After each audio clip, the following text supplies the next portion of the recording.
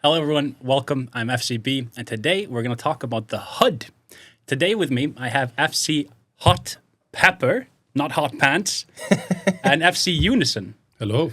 Welcome, guys. Thanks. Thank you. So before we start, I want to address the elephant in the room, so to speak. We're going to be talking about something players care a great deal about, the HUD.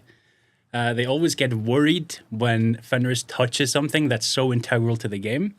So we're going to try and set their minds to ease, talk a little bit about what it is that we're doing, what we're looking at changing, what we want to update. And I want to remind people that we touched the overview with Photon UI, and we got all kinds of utility, like multiple overviews out of that. We got the 2D map out of touching up the map things. These are things that people sometimes say, hey, why are you even messing with this? So let's talk about what it is that you guys are looking at with the UI, specifically the Medallion and the HUD. Where would you like to start? I think it's also, thanks for giving us the context. And I think it's also good to talk a little bit about just where we're at in the process and just why we're reaching out now. So basically, the team has been working on the HUD for some time right now. We've done some user testing on the designs that we have. We did do a presentation at FanFest and also had like a booth there so people could come over and try things out. We are starting production right now on the HUD. So some of the designs and changes that we have is like being worked on right now. We don't have anything to show that's in client or anything like that. So we want to just take you a little bit behind the scenes and show you the designs that we have. Talk through them, talk about the decisions behind them, and basically just start getting feedback super early, even before we have anything in client and just share it with the community. You mentioned it's super early. This isn't something that's coming out, a major update or anything like that. This is work in progress, possibly for the winter expansion. Is that correct? Yes. So we're aiming for, exactly, the winter expansion coming around that time. So usually when we talk about the expansion, it's a period. Yeah. So it could be like when the expansion releases or a little bit after or.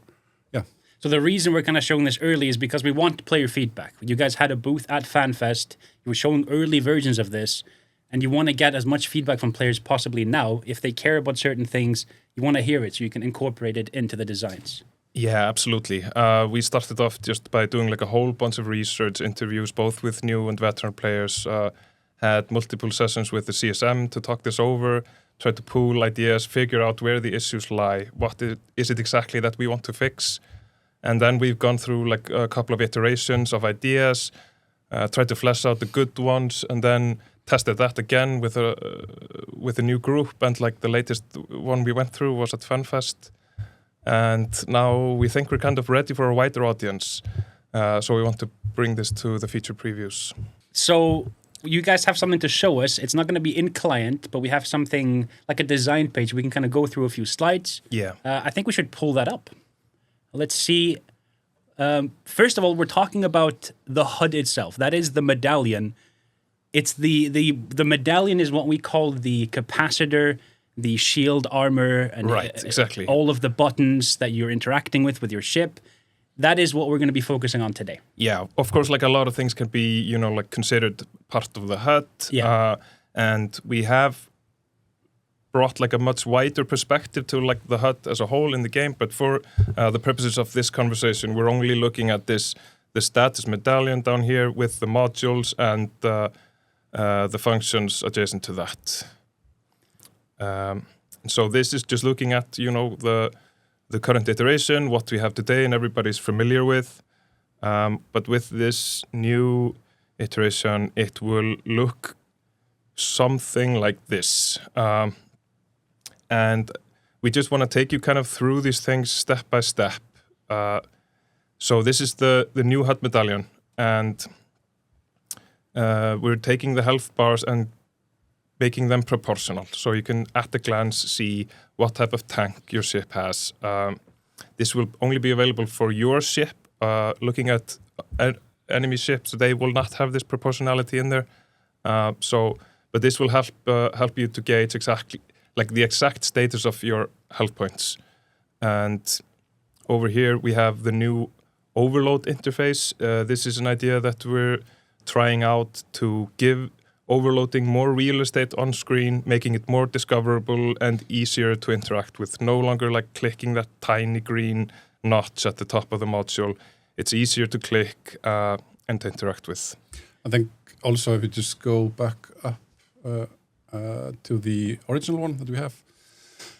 Yeah, so I think also just one of the things that we have for the Medallion, if you just talk about the Medallion for a little bit, because this is a really like iconic design and something that we didn't want to just completely redo or change. We wanted to have the circular part in there, and also especially the capacitor, which is like super iconic, and this is something that came up. I know that during the process, you guys had all kinds of different directions you were seeing what people thought about. There were ideas of like a very different looking capacitor, not a circular one. There were just all kinds of things that you were testing and seeing what players liked and what they didn't like. But there were also things that you run into where players, especially new players, they didn't know how to like stop and go maximum speed on their ship. Yep. They didn't know if modules were turned on or their states. There were things that you noticed with newer players that were problematic. But then there's also things for veteran players that we currently can't do with this setup that we might be able to do with the future setup of the Medallion. Yep. Yeah, exactly. Definitely. Yeah, like telegraphing in general was an issue. So that was like a big topic for us. Yeah. But we were also looking at, what is it that we can bring to this design that will really elevate it above the old one. There's also one thing about it's really interesting seeing people playing EVE for the first time and trying to like grasp everything and understand functionalities. And sorry, if you go back to this one, we're grouping together a lot of like different concepts in the same like component basically, and we have them in also the same shape language, so it can be really difficult to read. If you just look at the Medallion, we have the shield, armor, and hull, and then we have the capacitor there, we have speed, and we have the overloading indicators there. So it's all like in the circular component. So it is a really good rule to group things that belong together in a different manner. So that's why, like in the new version of it, we still keep the circular thing, but we're, for example, pulling out the speed controls, and we're taking the overload indicators and creating it in a hexagon shape instead of a circular one to create separation. Yeah. Before we go all the way into looking at each part, I do want to stress that all functionality will stay the same, even if we're going to talk about overloading. That is the overload buttons themselves. You can still shift-click modules and overload them and overheat the way that you're doing it currently. Yeah. Yes. So we're not taking any functionality away, but we're adding...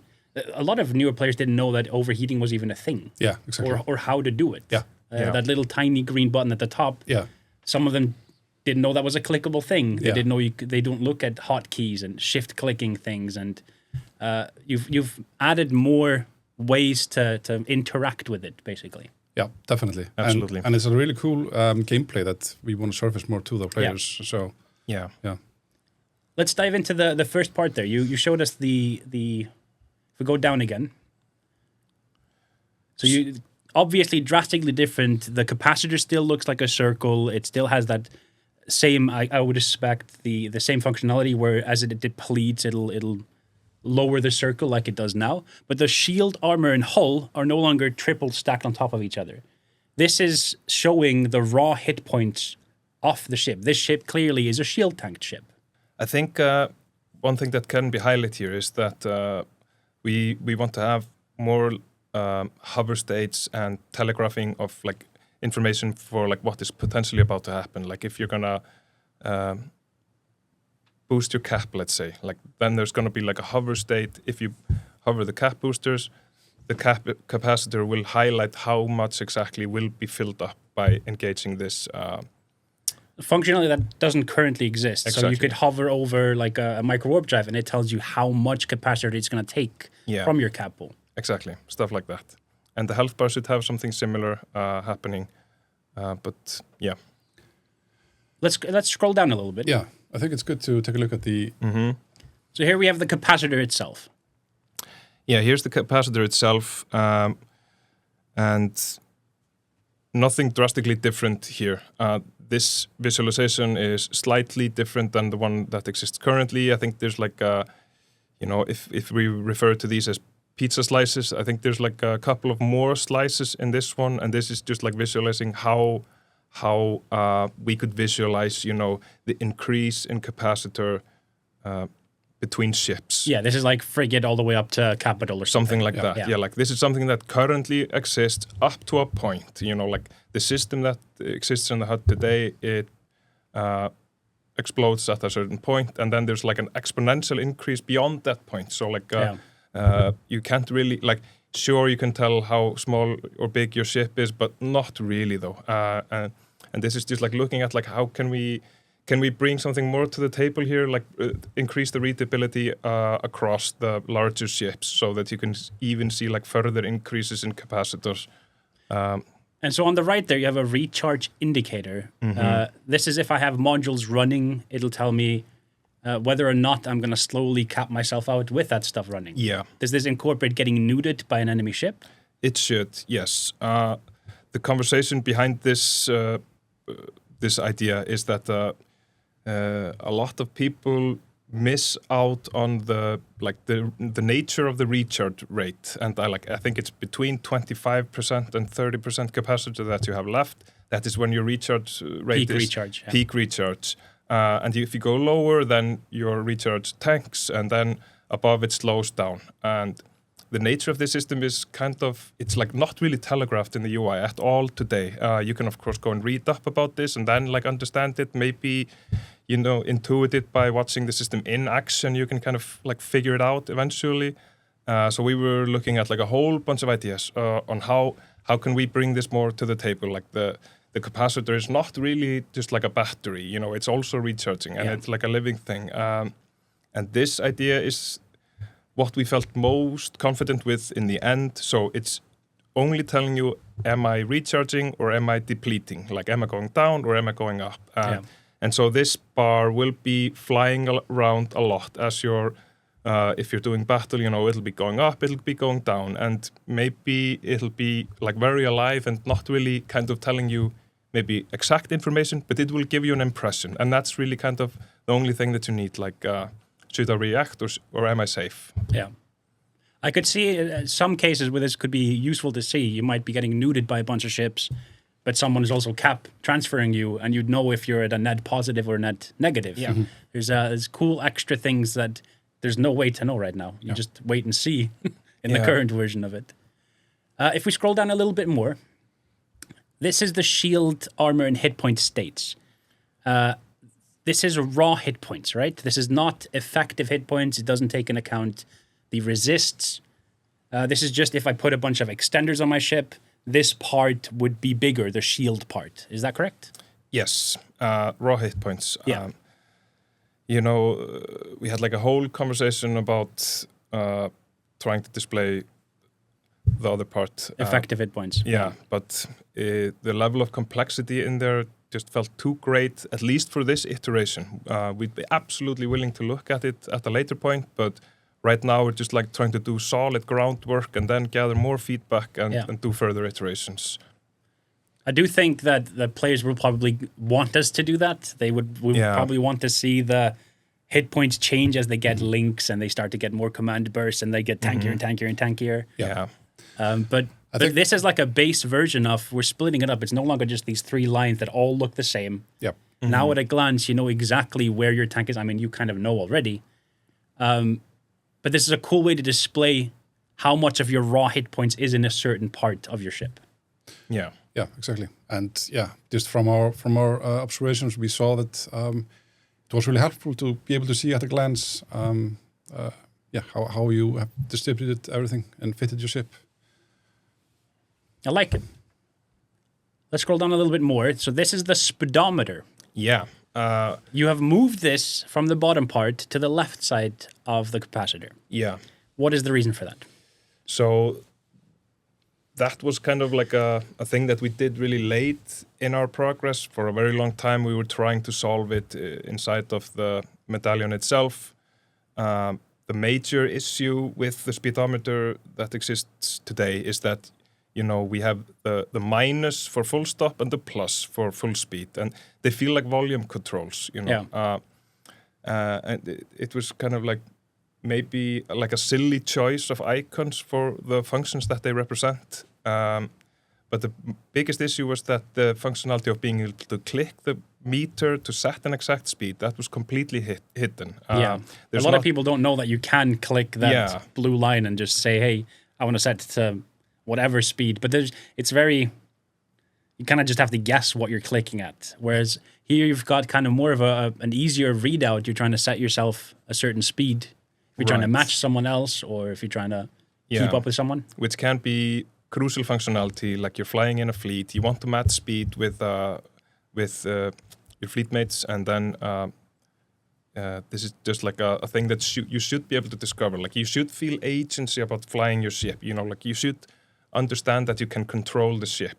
And just calling out these actions more, giving them more real estate on the screen, we felt was like the right move to achieve this, and this is just like showing the different states of this meter and what parts of it are clickable and what the hover state for setting the exact speed.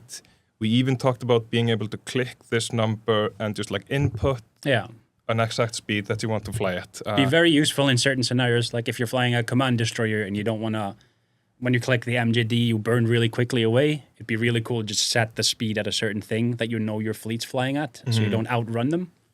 So this kind of extra interactability would be really, really cool. I think it's also goes into, because we're thinking about the game feel in general, and just how you control your ship. Yeah. And like controlling the speed of your ship is a cool thing. So like let's just allow it to be a bit more like, have more control over it, and it's not a nicer experience than clicking the small part in the circle. Will this dynamically adjust if you overheat your prop mod, for example? If you get links to go faster?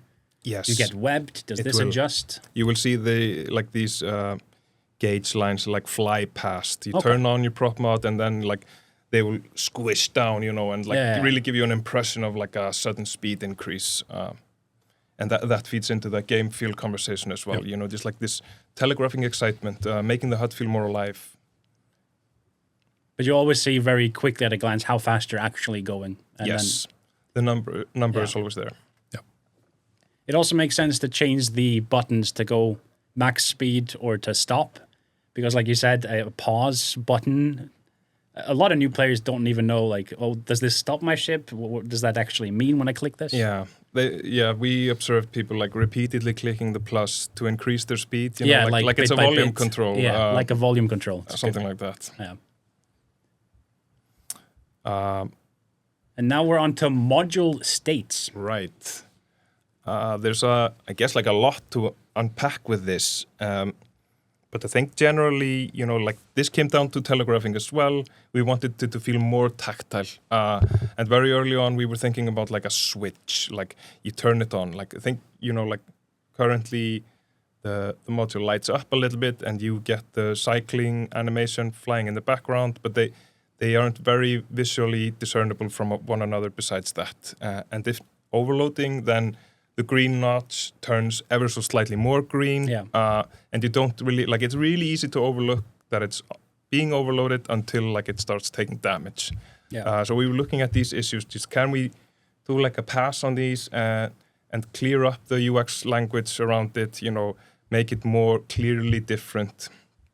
And we see this a little bit with, like this one is off and hovered, and then on this blue notch swoops up to the left. We even have like an animation, and this design is a little outdated. This is something we showed at FanFest. We received feedback that it felt like maybe a little bit cluttered, so we cleaned up the design a bit. But here you can see, hovering it and clicking it, it swoops up to the left. So it's like a switch that turns on. Like switches on the module, whatever it is. Do they all have that blue button that kind of flings up to the top? Passive modules will not have it. No, because you can't turn them on. Yes. And also we've been trying to make a bigger separation between passive modules, as you can see there. Like they don't have the nodes and like the damage control there. Yeah. And then also like we wanted to have more like when the cycle finishes, it blinks a little bit just to give a little bit more of a feedback when something happens. Yeah. We could easily see people just like trying to activate a module and they like, the feedback wasn't good enough for them to understand even if it's on or things like that. So just making this feedback a lot better. Yeah. And then when it overheats, if you overheat a module, you'll have that red X on it. There's also a bar in the middle of the module. Is that the heat it's taken? The three bars in the middle of the module there? Yeah. This is something that we've revisited, but overloading tilts it even further, gives it the red X. Yeah. This is, make the visual difference even bigger, so you can at a glance more readily recognize what is what. Also tackle some like accessibility issues. For example, if you're colorblind, you will be able to recognize the shape is different without noticing the color change. Cycling down now has like a different animation than normal cycling, so that to prevent people from like repeatedly clicking it, like you can definitely recognize that you cannot engage with this right now. It feels more like a cool down than just like the regular cycling. This is something that players like misunderstood a lot. They click it to turn it off and then why isn't it turned off, and then they start to repeatedly click it and accidentally turn it on again when they didn't mean to. Bunch of frustration in here that we're trying to take steps to alleviate. And then you have different backgrounds there for reloading. Yes, so reloading will go from bottom to top, just to make it more different from the cycling. Yeah, so it'll like fill up if it's ammo or something like that. Yeah. I think it's kind of like pulsing, blinking today, and that's just like that's different, but maybe hard to notice. And this is just like essentially just like notes for developers to look at as they're trying to build this. And so if you burn out the module, if you go up a little bit again, so I think the one below this one shows like a burned out module. With the X on the right. Yeah. I think our camera is hiding it right now. So if you've burned it out completely, the module, there'll just be an X over it, and it'll kind of fade out the module itself. Yeah, just more readily recognizable as like this is burned broken. Out. Yeah, there's like a red X that's like a universal. Not working. Yeah. I guess it's maybe good to mention this. We sometimes try to bring in like a perspective of what is more like universal language. If veterans, like they've been steeped in the game for long enough that there like might be issues that exist that they've just like gone past them really. Yeah. But you mentioned overheating before, and I never click the little green button to overheat a module currently, and I don't even look at the module. I just have like a mental clock of like, I need to stop overheating my prop mod or I'm going to burn it. Mm-hmm. That's got nothing to do with the UI or the HUD or the way it looks. It's just from a feeling, really. Of like, I've probably been overheating too long. Let's unheat it and then check, it's at 90% heat. Yeah. So none of the UI really gives me any feedback of when I should stop or continue overheating something. Yeah. Mm-hmm. That's exactly like we've been looking at, for example, with the green light. Yeah. It's like it if you take what you're used to in other like games or like just other UX patterns, then you think this is something that's available or on or something, having the green light there, but it's actually not. It's completely different. So it makes sense to have something that indicates that better. Yeah, I like it. What did you scroll down to there before? You went down to, this is the overload interface. So you can overload entire racks currently. You can overload all of your high slots or all your mid slots. Mm-hmm. I think a lot more experienced players will just overheat one individual module depending on what they need. But there are times where you just want to overheat the entire mid slot rack that you have. This will still work the same way. I'm not overheating where the modules are. It's still high slots or mid slots or low slots, right? Yes. This, essentially works like 98% exactly the same way that it does today. A couple of issues, that we were looking at, like one was like the discoverability of the overloading functionality. The second part of the issue was like just the amount of functionality on the module button itself was just, we felt like too much. It was too big of an ask. If we were to make like a solid design for it, we needed to take something out. So we took like the overloading functionality of the module and created this new overloading interface. And you engage it essentially. Sorry, just also to add to it, there is, if you think about the overloading today, it is split between 3 places basically. It's on the module button, like you said, and you have to like click it in a certain way to activate it there. Of course, you can use the shift button to activate it like that. And then you have the rack buttons there, so they're really small, but they are there, and you can, like I said, you can overload the entire rack. And then you have the indicator in the circle as well. So we're also just taking these 3 elements and taking them and combining them into one, so it's not spread out throughout the whole UI. Okay. Right, exactly. So like clicking this button will activate the overload interface. It reveals the rack overload buttons and the module buttons, they swap state, Now clicking the button doesn't activate the module, it activates the overloading of the module. It's like preheating it. Yes, the exactly. Next cycle it's on, it'll have an overheated cycle. Yeah, exactly. And then, hovering a rack overload button highlights all the modules that will be overloaded by clicking it. So if you've edited your layout at all, it'll reveal like exactly what will get heat. Yeah. And, an example of overloaded modules here. By doing this change, we're just hoping to make it more clear how this works, what you're doing, less chance of accidental misclicks, and of course, shift click will still work exactly the way that it does today, and keyboard shortcuts.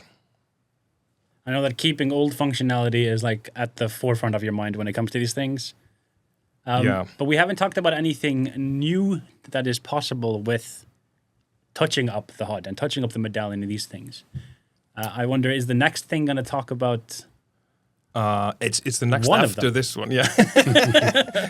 So this is just like how we're representing the inventory right now. You have this bar, how full is your inventory, and you'll be able to click this and pick. Like, is it your ore hold or something that you want to display? And you can see how much is in there as well, how full it is, kind of like you can with the ore bay currently. Yeah, exactly. And so this is a new thing, the minimap. So what you've taken here is the sensor overlay that is usually around the medallion and kind of moved it to a separate thing. Talk to me about this minimap, because I know we talked about this back in a while ago. Yeah. And some people will see a lot of usability with just seeing the grid that you're on, but you're in a 3D space and putting that onto a 2D surface has like limited usability in some cases, but you have some other ideas with this. First, just talk me through what you've done here. Yeah, okay. There's like a lot of stuff to unpack with this one, I guess. But like Junison touched on earlier, like we were looking at like the shape language of everything on the screen. Those buttons on the left of your medallion today, something that we commonly call like the utility buttons. Yeah, they like the camera buttons and the camera buttons, tactical overlay and that stuff. They're all circles, but they do different things. So it's kind of like we're not helping the player at all. By the visual language in that section. We were looking at this greatly. Do we want to like represent these functions elsewhere in a different way maybe? And this felt very close to this conversation of contextual awareness, being more aware of your surroundings in space. Maybe an issue that's like less prevalent for veteran players, but for newer players, like this is like a big issue, just like realizing what is exactly around you.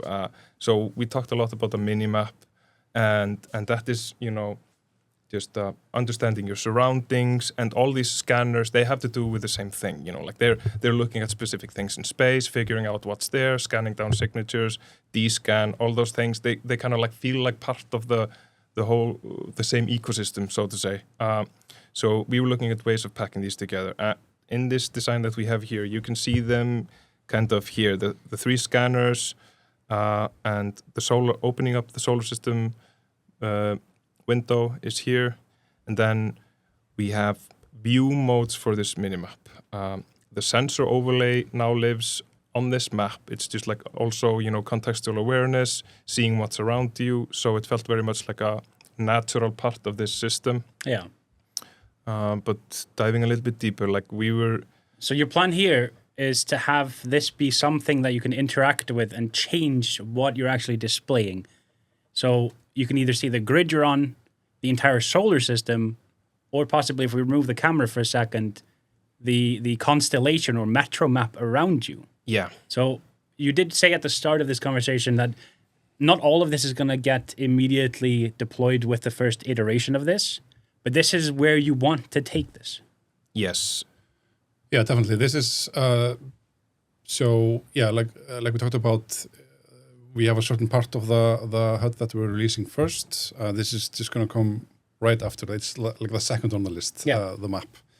I think, like HotPepper was saying, we're also just talking about situational awareness in the big picture here. Like we did the 2D map to help players navigate space, but now we're just taking it into a more localized thing, and like helping players making sense of the overview with the grid level map, but then being able to like also have the solar system map and the matter map. For the solar system map, like you could be interacting with the minimap there, like you would have hover states and things like that. And that's like having a solar system map just right there that you can interact with. If you're hunting someone or you're trying to find someone, being able to see, there's a small group of, there's a planet with some stuff there that is not in my D-scan range. Mm-hmm. And it's over in this direction that I'm looking. That seems very useful to have. Yep. Same thing with the metro style map. If you're roaming around, knowing if you're going into a pipe system or if you're like, is there another way out of the thing that I'm going into, or where do the connections lie if I'm trying to get from A to B? Yep. Yeah. Like if you're being hunted, like you don't want to wind down a dead end, so you'll be able to recognize that. Maybe another thing to call out on this thing is that, we have some colors here, like some yellow, some oranges, and some reds. The idea is that the metro map will inherit the filter that you have set on your 2D map. So right now, the idea there is that the player has set the 2D map to show players in space. Yeah. So they can see that, if I jump onto this system, like the second system for that is like very populated because it's red, but I can then just like jump straight on out of that into like a yellow one. Yep. So it's giving you like not only the layout of the land, but also information on what is there. And having it inherit what you have as a thing on the 2D map, that means you could have all kinds of information on there. Yeah, exactly. That's really, really cool. Like you could have sinos up and then know if there's sinos popping up around you or there's... That's something I didn't know. That's really cool. Nice. But this thing here would not be coming with the first iteration, this multi-level of the minimap. But I remember our conversations early of the on-grid minimap. I said, like, this might be useful for some players, but I don't know how that would help me in a fight or in something. Mm-hmm. But the solar system and metro maps would greatly improve my life. Yeah. Great to hear.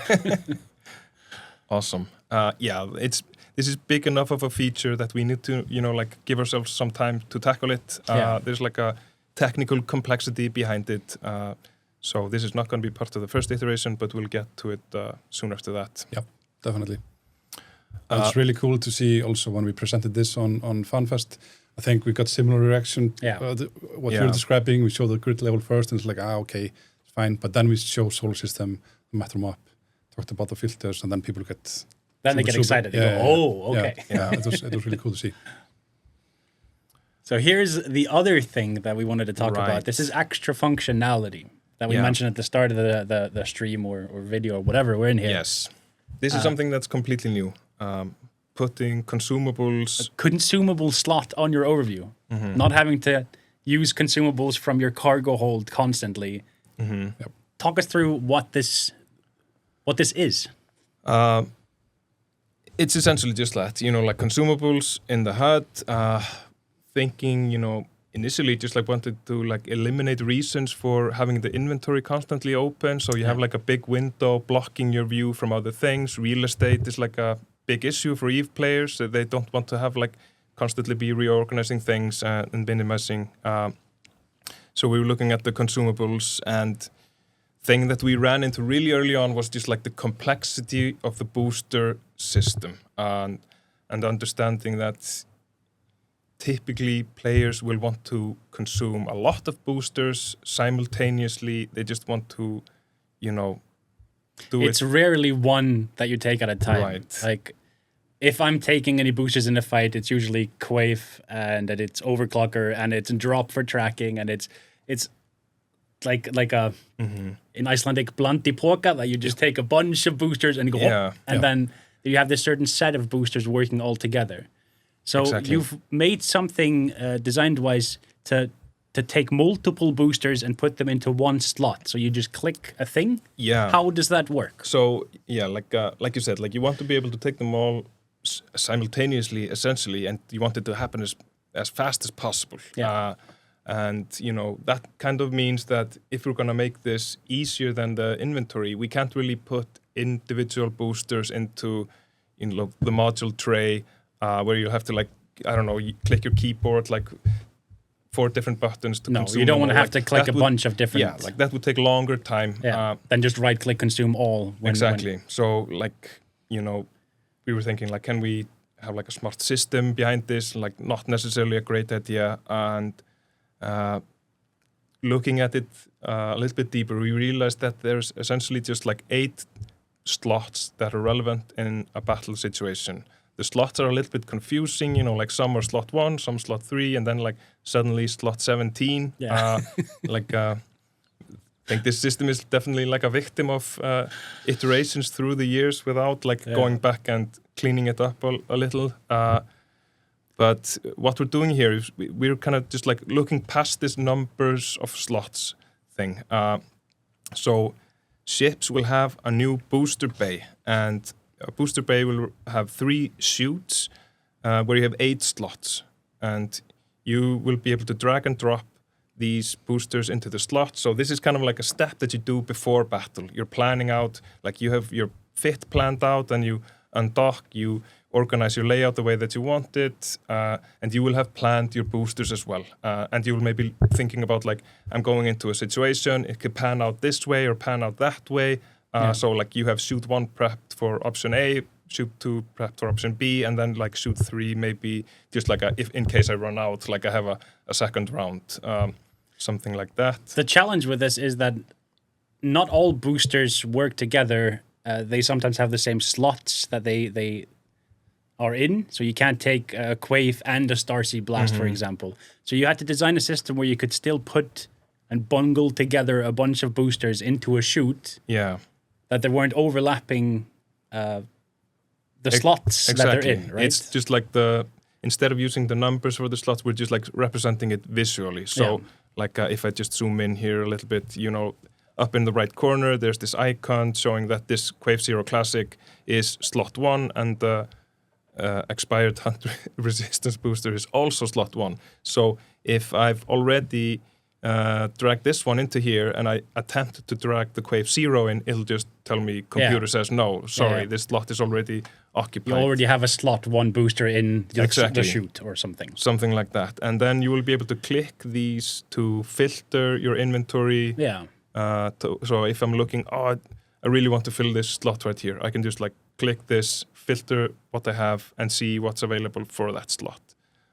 In a lot of roams, you might just have 1 set of boosters with you, but there's also ships that you might have multiple versions of them. If you're sitting in Titans or Dreads, sometimes you'll have many different boosters for different scenarios. And having a shoot like this to quickly just go, I'm eating that one, quickly consume it to get the bonuses, that seems really, really useful. And something that people have requested for a long time, to be able to have boosters and consumables like that on the HUD as a clickable button. Yeah, also having a shortcut behind it is super good. Yeah. This is really cool. I think this sort of added functionality makes touching the HUD worthwhile 100%. I like it a lot. I think there's also, because I know we're running out of time, would be cool to talk about the customizability of the HUD that we want to tackle. I think that's next, right? Yeah, so like these are all the elements combined together, and like we saw it in the beginning, and you can see it here. But we are also thinking about, like, if you go to the next one, for example, you can turn on and off the sensor overlay like you can do today, but then you can also, if you go to the next one, if you don't want the minimap, you can just take it away. And we're thinking about this as components. So like we've split it here, like you have the module components, Medallion, Speed, and so on. So we're thinking about this as you can like basically drag these things and move them around where you see fit. Currently, you can only move the entire thing to the top of the screen, or like they're all in one thing. Yeah. Mm-hmm. You're thinking of breaking this down so I can have my capacitor over here if I want, my speed right there, my modules next to the targets I'm shooting, and you're going to break it up in a way if you want to do that. Yeah. And we're basically in the beginning stages of how we want to customize this now. So I think it, like one of the parts of like us showing this now is to get feedback from players on like, if you have any ideas or some wants, what you want to be able to customize, then please let us know. Because like, there's plenty of stuff we can do. We could even like create a smaller version of the Medallion that you can like, if you just want bars or something, just like, being able to do different things. I think this plus the consumable booster and the minimap, all of these things show that it's worthwhile to touch up these kind of things that haven't been touched for a very long time, because no one really thinks about, well, what if I could move all my active modules and stuff to a different spot than I have my capacitor? What if I could split this stuff up? Yep. This is really, really cool. This is something that wouldn't come with the first version, right? Yeah, exactly. For the first version, we'll have the modules, that change, the Medallion, Speed, and those things. The next iteration would be going into the map and the boosters. Yeah. And then slowly getting to the customization bit. This is really cool, and a super cool early look at like a work in progress of where this is at. You guys showed this to people at FanFest, or at least a version of this. Mm-hmm. We're talking about this early now as well, and we want player feedback for this so that we can get the best possible version of this out when it does come out. Yep, definitely. And just how we're going to tackle the first communication is like, we're of course doing this video. We're going to have a blog going through the changes as well, and opening up a conversation on Discord. So it'd be great to be able to, discuss this with players there. If you guys have strong opinions about any of these things, we want to hear them. We want feedback, good and bad. We want to hear what you hate and what you love. And then we can adjust, and you guys will be watching that feedback thread like a hawk, I would assume. Yeah. I know you guys have been very good at getting all kinds of feedback over the last like almost half a year or more of tweaking this. Guys, thank you so much for taking a time out of your day to come and talk about this work in progress. This is really cool. Yeah, thanks for having us. Thank you. Thank you. And we'll see you guys later. Bye-bye.